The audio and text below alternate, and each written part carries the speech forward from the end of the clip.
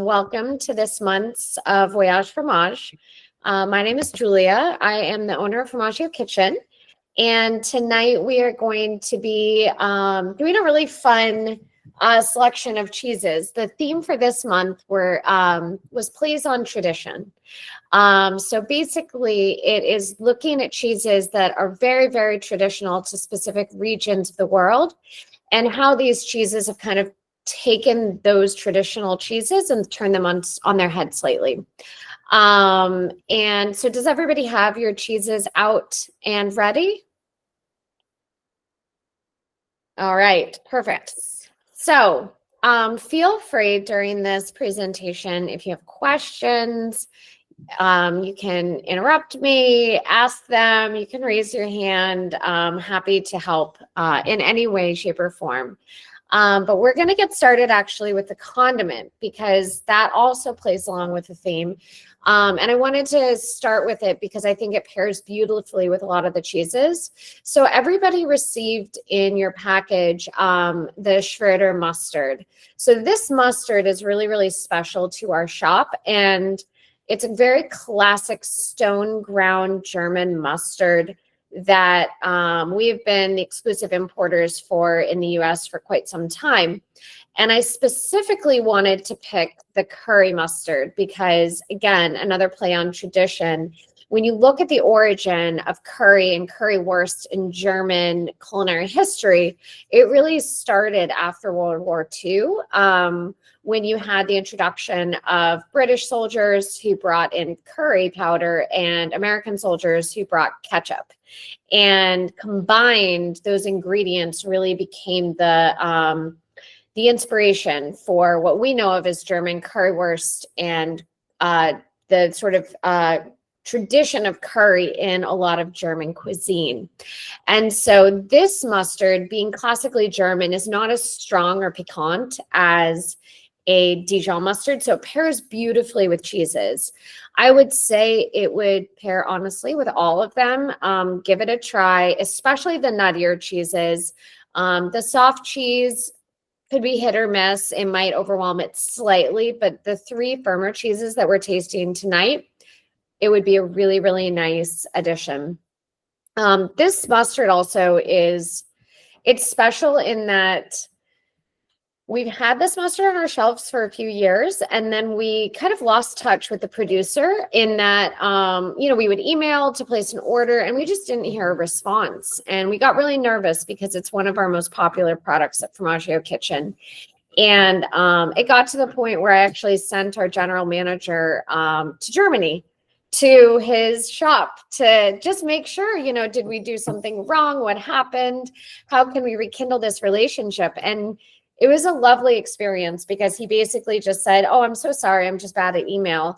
But we were able to, when she visited him, rekindle that relationship and bring that mustard back into the shop that everybody loves so much. So that was a really, really special moment for us to be able to, bring it back because we were so nervous that we were going to not have it again. Okay, for the cheeses, we are going to, I'm going to tell you the order so you can set them up. We're going to start with the São Miguel, which is the black rinded cheese from Portugal. The second cheese is going to be the Brebis au pimenta spilett, which is the sort of reddish cheese that has chili pepper inside of it. The third cheese that we're going to be tasting is the raclette à Barbie,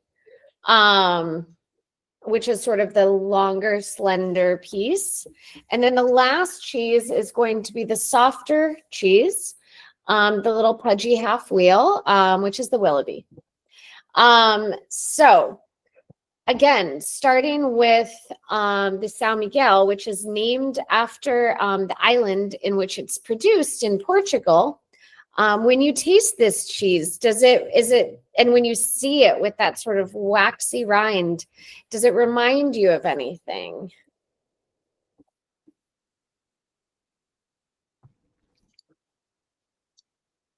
When I first tasted it, cheese? Yeah. Does it remind you of another type of? Well, a little bit Havarti cheese, but maybe that's just me. Yeah. So I think of Manchego. Of a what? Manchego cheese. Or Yeah. Manchego, or No, what I is it mean called? Manchego. Yeah, with that sort of Manchego, yeah. firmer texture. For me, with the wax, whenever I see a wax rind, I immediately think of Gouda. And because it's a very traditional style of preserving a Gouda cheese.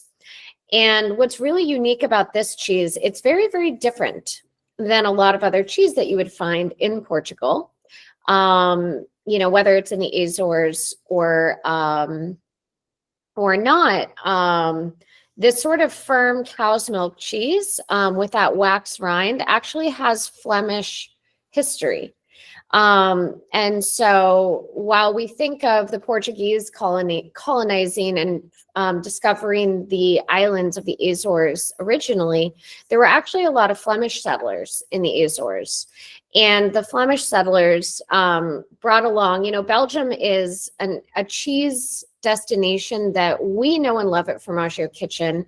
It has a really rich history, but I think internationally, it's not, you know, as well known as, say, the Dutch or the Italian or French. But Belgian cheese history is really beautiful. And you get a lot of similarities with Dutch cheese making and the style. And so this is not quite a Gouda in that the technique that they use for processing the curd, the cheese curd, is slightly different than a Gouda. But you do see a lot of those Flemish techniques that you would find in a lot of these Belgian aged cheeses, which include that sort of wax coating on the outside and the larger format and the style of aging the cheese.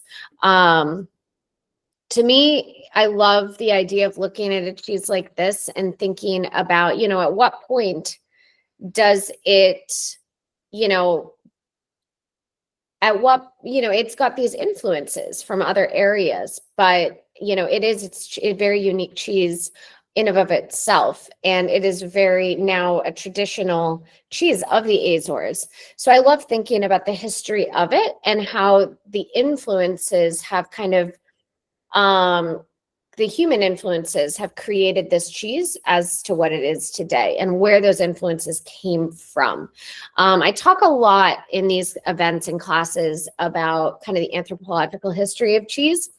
And a lot of cheese making and cheese styles stem from sort of necessities of, you know, whether it's environment or climate, location, and that really dictates why a cheese is made the way it's made. So this event tonight is a little bit more unique because it's more talking about the influences of other cultures, people, traditions, and whether it is, you know, those cultures, you know, bringing that with them to a new place, or a cheesemaker borrowing from different cultures, which we're going to see both of in these cheeses tonight.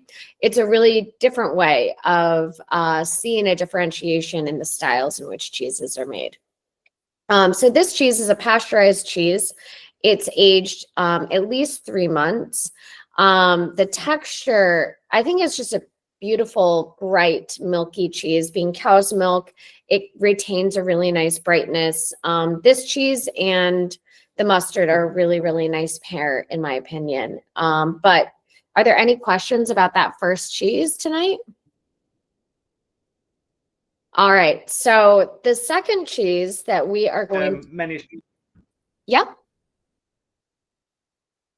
Yeah, so I had one question about the wax cheeses and so on. The main benefits for a producer or for a cheese coating. Got it. You're breaking up a little. So what I heard was, what is the main benefit of using wax for the rind? Is that right? Correct.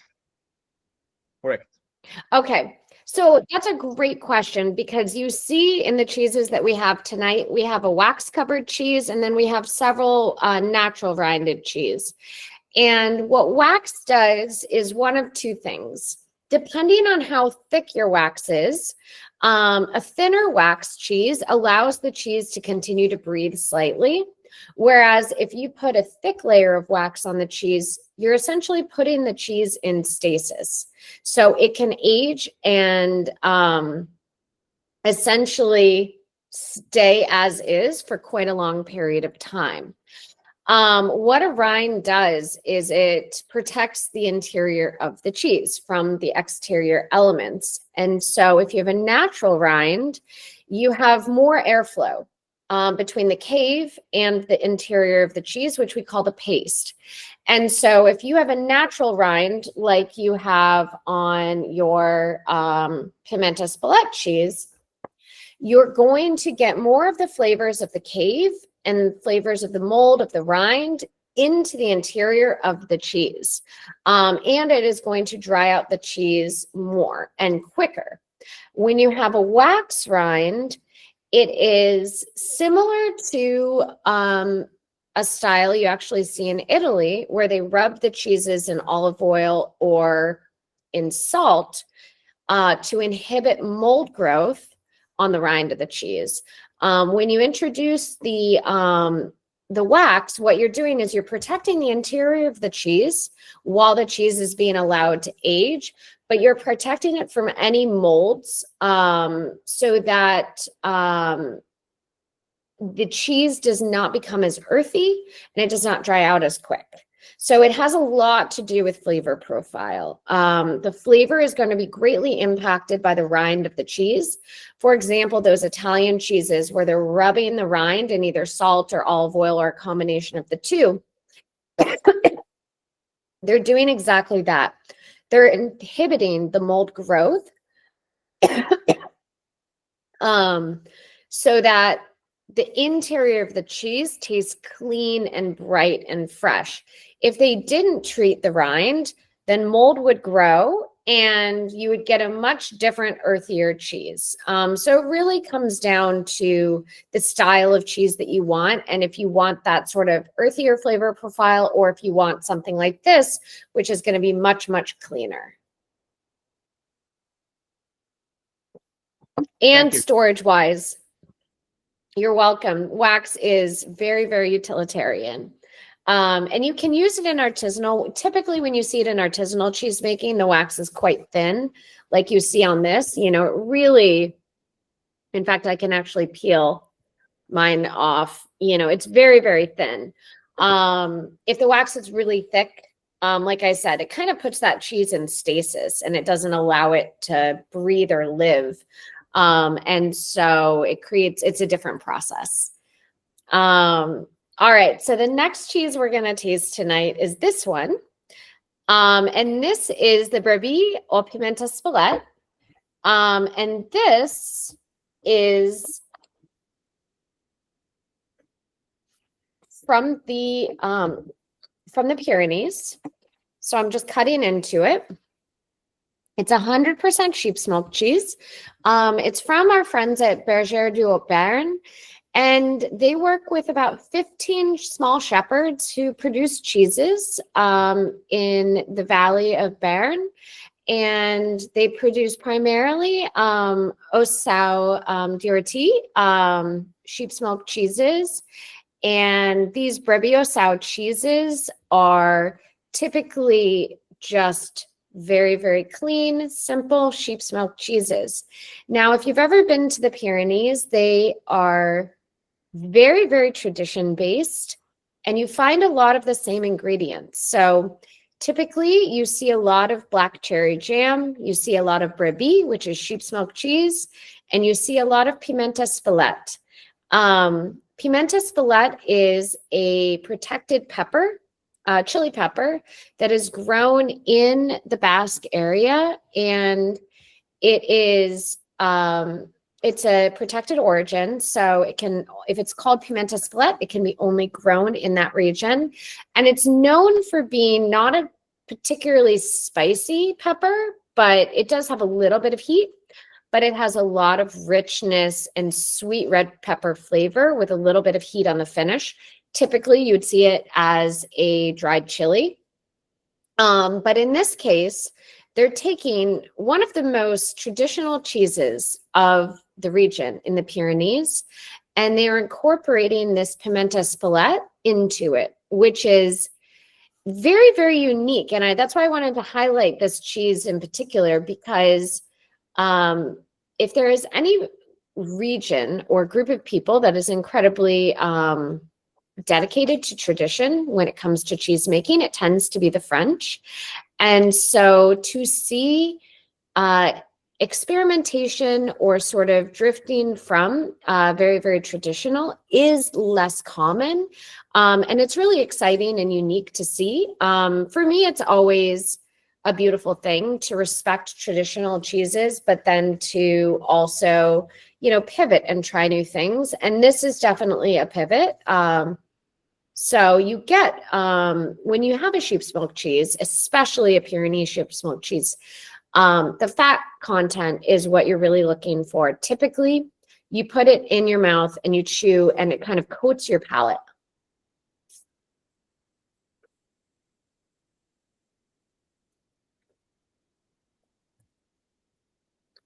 And with this one,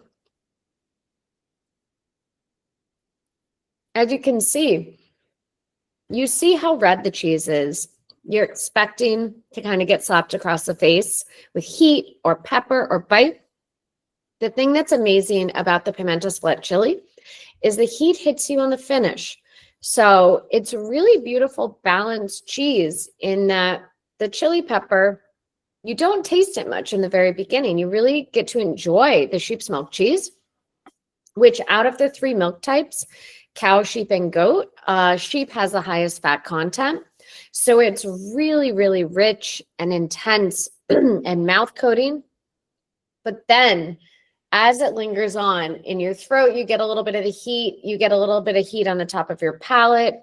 It's just a really, really nice balance that I think highlights both ingredients that are so, so, so traditional to that region really, really nicely. But again, it's an area that, a lot of these shepherds are multi-generational, and they inherit the recipes of their cheeses from the generations before. And so to pivot and to do a cheese like this is very unique, and especially from a small shepherd. And so we were really, really excited to bring it in because, yes, it's a pivot from tradition, but it also is hyper traditional in that it just features the most classic Basque ingredients that you can find. And so it's a kind of a perfect blend of breaking of tradition and honoring tradition all in one cheese. But I'd love to know what you think about this one. I love this cheese. I think it's beautifully balanced. I think that, obviously with the mustard, it would be beautiful as well. You might not get as much of the heat on the finish. But what did you think of that one?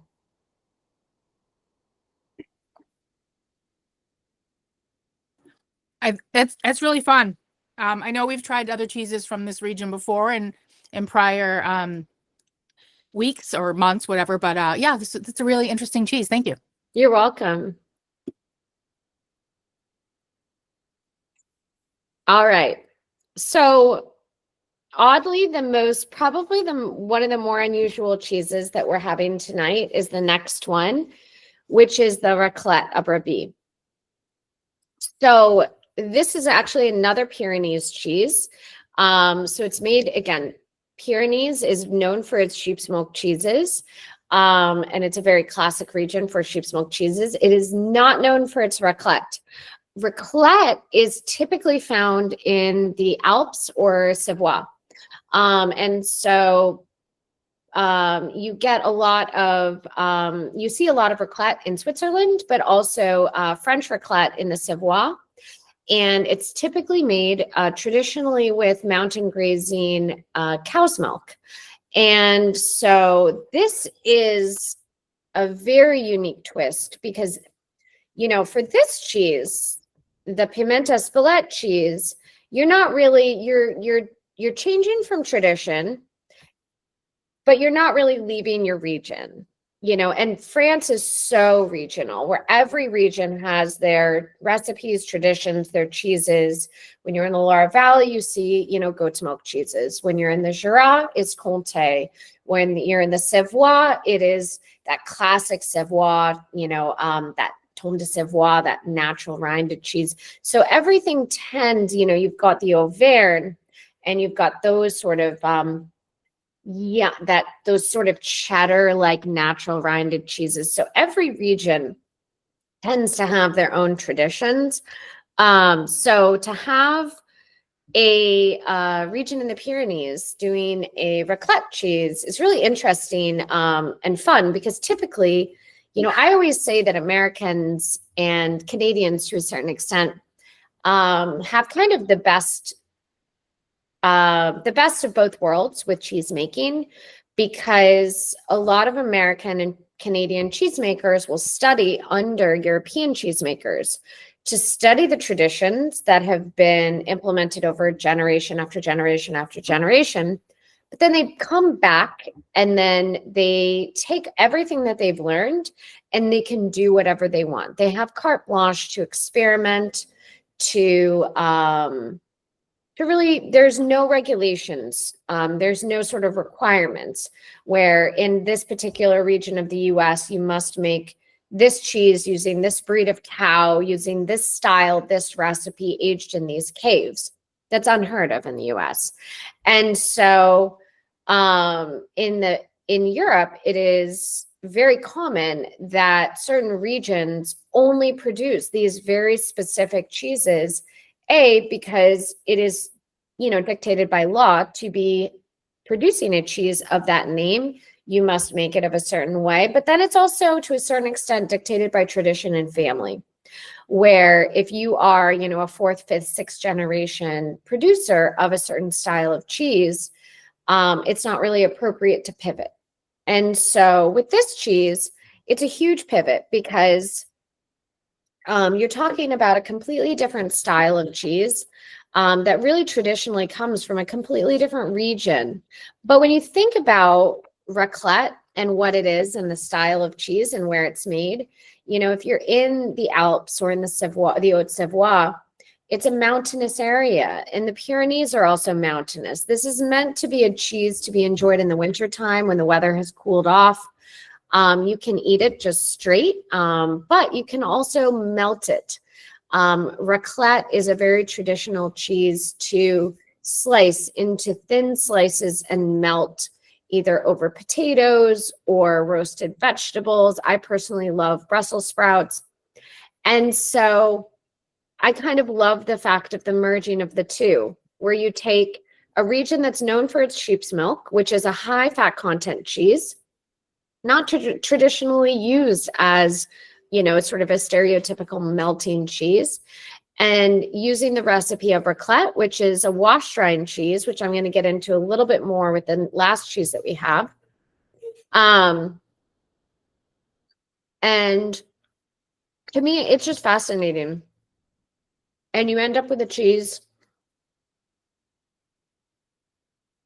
that bridges that gap of kind of having the best of both worlds, where you've got this intensely rich, creamy mouthfeel with the sheep's milk cheese, but then you also have that smooth, sort of meltable quality that you would find in a raclette.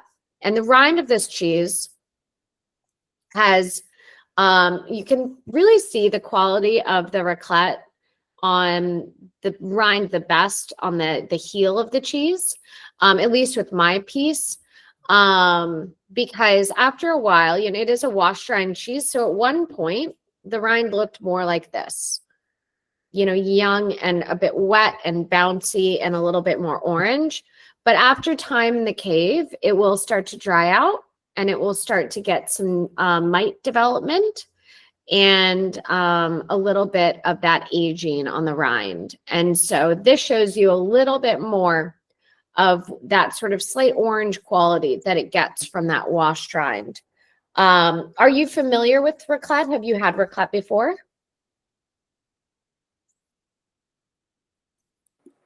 We have, yes. Yeah. Okay. And how does this compare for you?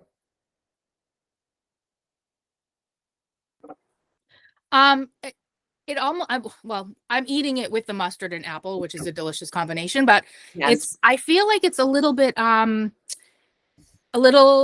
softer, a little more, I don't necessarily want to say sweet, but it is just slightly different than, not that we eat raclette all the time, but what we've had in the past. Yeah. You're totally right. I mean, it's very different than a traditional raclette. And so it's fun in that sense that even this sort of French version of a raclette is very different than, and raclette is not a protected name. So you'll find raclette from various regions throughout Europe, but it is a very specific recipe. And while it does sort of follow that recipe, it is so different than what you traditionally see as a raclette. And so it's unique to see that sort of, like I said, that play on tradition where, you know, we'll see what this cheese is like, you know, 5-10 years down the road after they, you know, you see these cheesemakers. Cheese making is like steering a steamer ship. You know, it's not a speedboat, especially with a lot of these aged cheeses. So you can't really pivot very quickly when you're making alterations to a recipe, because you have to wait and see and be patient and take that time to be able to see how your changes are going to affect the cheese overall. And so I think this is a great example of that, where I imagine that this is going to be a very different cheese in, you know, about 5 to 10 years, because I think they're still honing in on exactly what they're looking for in this style of cheese. But for me personally, I wouldn't use this as a traditional raclette cheese. I wouldn't melt it. I would do exactly what you're doing, which is eating it with mustard and apples, because, you know, it's gotten to where it's developed that beautiful rind and that beautiful paste, where I think that it shows beautifully just as it is and not necessarily as a raclette. And there's something to be said for, you know, several generations of raclette makers just knowing how to do that style of cheese absolutely perfectly. But then you get something like this, which is, you know, beautiful in its own right. It just might not be, you know, as good when you're melting it, for example. So that's what I kind of love about the experimentation. And we bring in now, actually, with the Swiss tariffs being so high, we're bringing in a lot of other different styles of raclette from Canada, from the US, from France, so that people have more choice, because we are going to continue bringing in our Swiss raclette, but just due to how expensive it will end up being, we're just not bringing in nearly as much. And we want to be able to give people lots of varieties. So you'll be able to kind of taste the gamut of what we have to offer for raclette cheeses. This is one, but there are probably about 6 others that we have. Does anybody have any other questions about that cheese before we move on? Do you know what the inspiration was to try this for the cheesemaker? That I don't know. I have to talk to them. We're actually going to be doing a Pyrenees trip next year. Mark, who is one of our head cheese buyers, has family in the Pyrenees. And so we've been trying to plan out a time where he can visit family and then also some of these makers. But I don't know what the actual inspiration is for this one. Usually we're able to chat with them and find out, but not in this case, partially because it's from an affineur rather than the maker itself, which means that bergers du Haut-Béarn work with these small shepherds and age the cheeses. So we'll have to do a little bit of digging to be able to find out, you know, what made them decide to do that.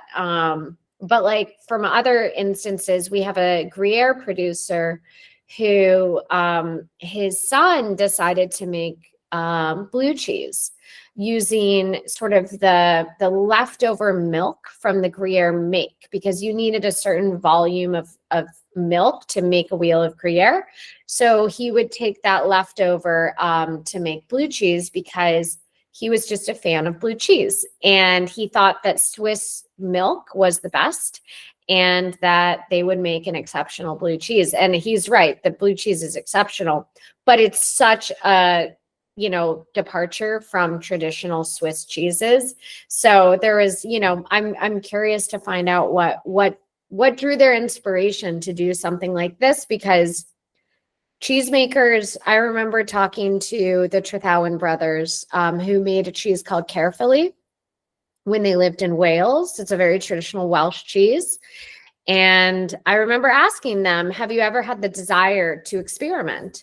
And they just looked at me like I had 10 heads. And they were like, every day is an experiment with this one cheese, because you have different flowers growing that the cows are grazing on. You have different temperatures, you have weather. And so they listed all the different variables that could affect the cheese.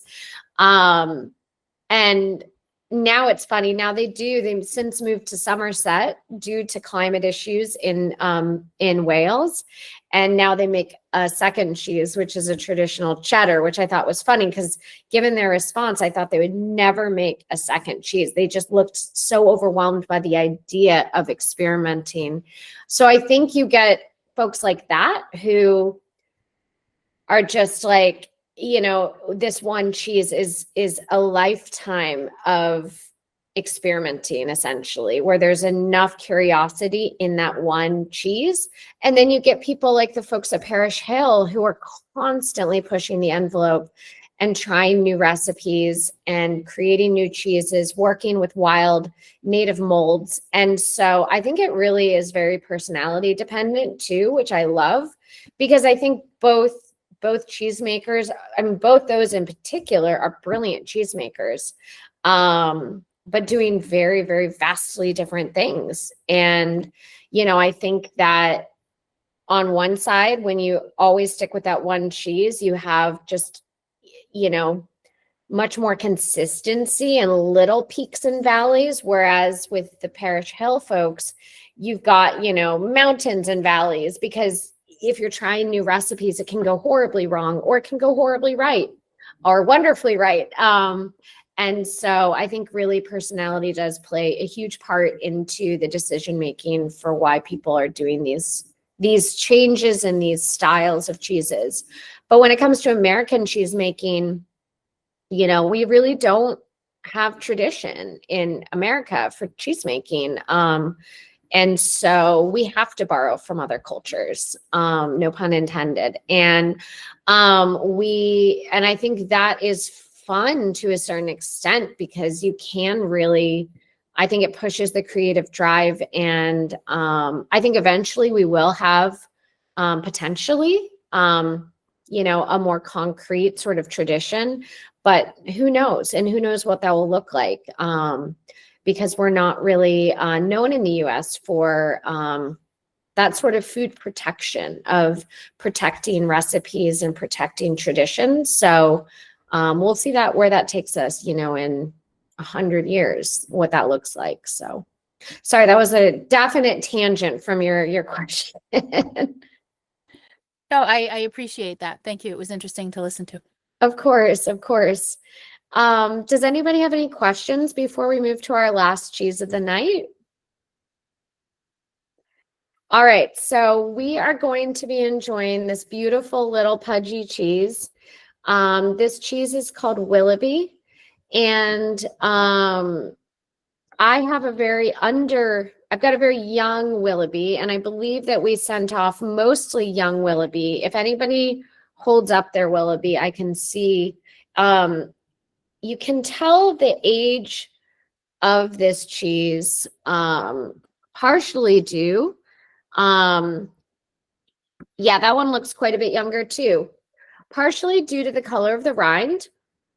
The more orange the rind is, the more ripe the cheese is, the more time it's had to develop more bacterial growth on that rind, develop more pungency. And then also you've got, sorry, I got a little bit of rind on that one. You can see here, it's got the perfect amount of pudge. This cheese will actually ripen to the point where it will be very, very goopy and creamy. And so this is, of course, when we're talking about plays on tradition, I really wanted to include an American cheesemaker. This is made from the cellars at Jasper Hill. And really and truly, oh, so good. Such a great representation of a simple wash rind cheese. The style of this cheese is a Munster style, which you would typically find in Alsace. And typically Alsatian Munster looks exactly like this. Sometimes it's not quite as pudgy. Sometimes it's just a touch thinner, which makes it just a little bit more pungent, because rind to paste ratio, when you're talking about a cheese like this, is very, very important, because it really impacts the overall experience. This is a cheese where typically I say, if you don't like the rind, don't eat it. This is one of those cheeses that if you don't like the rind, then it might not be the right cheese for you, because the rind is such a critical part of the cheese. What you have is a cheese that has been washed in a saltwater brine over and over again to develop the growth of this bacteria, which is this beautiful sort of orange hue on the outside of the cheese. And beyond that hue, what it does is, by washing that cheese, water is by coating it in this saltwater solution, you are protecting the interior of the cheese from drying out. So you're doing many things all at once. First, you are creating an environment that is absolutely perfect for this bacteria to thrive, a sort of warmer, wet environment. But you're also protecting the interior of the cheese, because if you allowed it to just dry out and mold, it would not be nearly as pudgy. And so as you're washing it, you're protecting that interior. The interior should be sweet and creamy and not terribly stinky. This type of cheese can go south really, really fast, because the rind itself, when it gets very, very pungent, will eventually start to permeate into the paste. Now, if you smell this cheese, it has a distinct pungent aroma. And some people might say it reminds them of dirty socks, stinky feet. And that is because it is the same type of bacterial growth that would thrive on your dirty gym socks or in your sweaty shoes. That is where cheese gets its sort of bad rap from, is the Brevibacterium. And so it's very, very true that funkiness, that smell that we associate, the stinky cheese, oh, that cheese smells like feet. It actually does. But that bacteria growth does a very important thing to the flavor of the cheese. And what you're looking for is balance.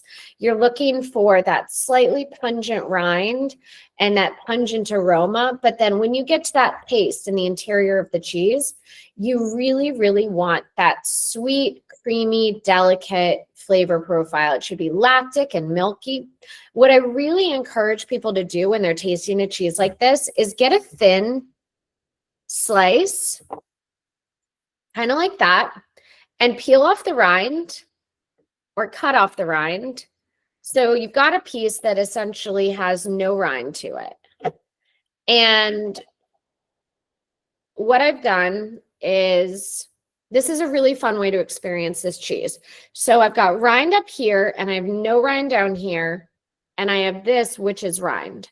So trying the rind by itself,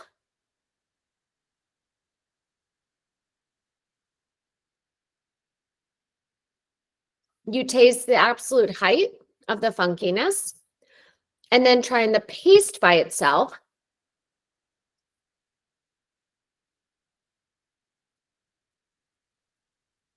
you get the expression of what the interior of the cheese tastes like without any rind. And then try the proportion of both of them together. And that's when you discover what the cheese is intended to be, which is that combination of pungency and sort of sweet, delicate creaminess. Now in Alsace, like these Munsters, if you think of Alsatian, I love Alsatian wines. You get, these beautiful off-dry, sometimes sweeter wines that go beautifully with the pungency. They always say if it grows together, it goes together. And there's a reason why a lot of these things are married together. And these pungent cheeses in a climate that is going to be colder, with a beautiful sort of off-dry wine it's a fabulous combination. And so it's not a huge surprise that Jasper Hill would want to, honor a cheese like that.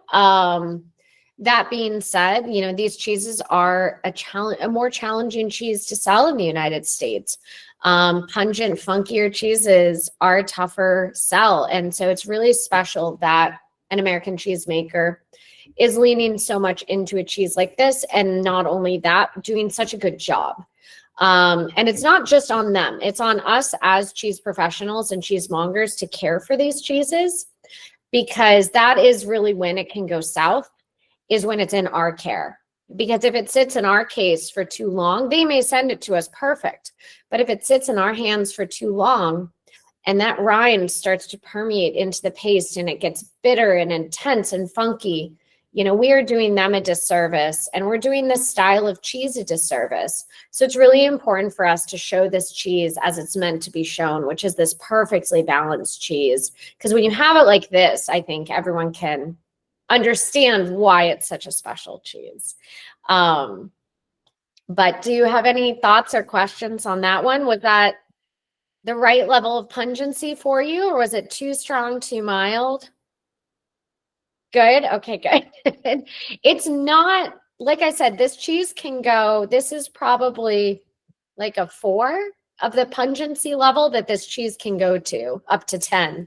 So it can really get a lot stronger. And it still can remain really beautiful when it's stronger. It just depends on your, threshold for funk, which everybody has a different level. So, but that's our tasting tonight. Just kind of really playing with the idea of, twists on really traditional cheeses, where they came from, where sort of the inspiration for taking these cheeses came from, whether it is, we're talking about like 16th century or something more recent. I think it's really a fun thing to look at, what motivates cheesemakers and, at what point these are going to become traditional in their area because they've started doing it. And so, yeah, it's always something that's fun to look at the human side of cheesemaking and how they're influenced and get to understand their motives as much as possible. So looking forward to digging in, especially to the raclette de Brebis, and I'll get back to you on that when we go and visit and see if we can't figure out where that came from, if it was a trip or, what motivated that decision to make this style of cheese. So does anybody have any questions before we end for the night? I don't have any questions, but I just want to say that this, to me, was one of my favorites ever, I think. And I also really, really enjoyed the mustard. I love mustard anyway, and that's one I've never had. I've had that manufacturer, but not that particular mustard. And also the salted maple crackers were delicious. So this was just like 5 stars all around. Thank you. Yay. Oh, good. I'm so glad you like, again, the salted maple crackers are, so it's like a play on it. To me, it's a play on a graham cracker. And I always loved that cracker with cheese so much because it's not too sweet, but it's just sweet enough, because I always love that sort of salty sweet combination. So I'm so glad you enjoyed it. And, we've had so much fun with Schwerter and bringing in different flavors and unique types. So I'm really glad you like this one too. And it's fun looking at kind of the history of curry and in German cuisine as well. And and see how you can play around with it with a really, really good sausage. I mean, heck, it's October, so it's perfect time to lean into Oktoberfest. So, but thank you so much for joining us. Really, really appreciate it. I know a lot of folks watch these afterwards, so I hope everybody who watched this on YouTube also enjoyed it. As always, any cheese questions that you have, whether it's from Formaggio Kitchen or from elsewhere, or food questions, you can always feel free to email us. My email is just julia@formaggiokitchen.com. I love it when people email showing like if they've traveled and found some incredible product or cheese or something, or created a dish at home. If you ever feel like you need to share those food experiences and you don't have anybody to share them with, you can always send them my way. Or if you have questions about anything, please don't hesitate. So really fun to do this with y'all tonight. So thank you so much and have a wonderful night.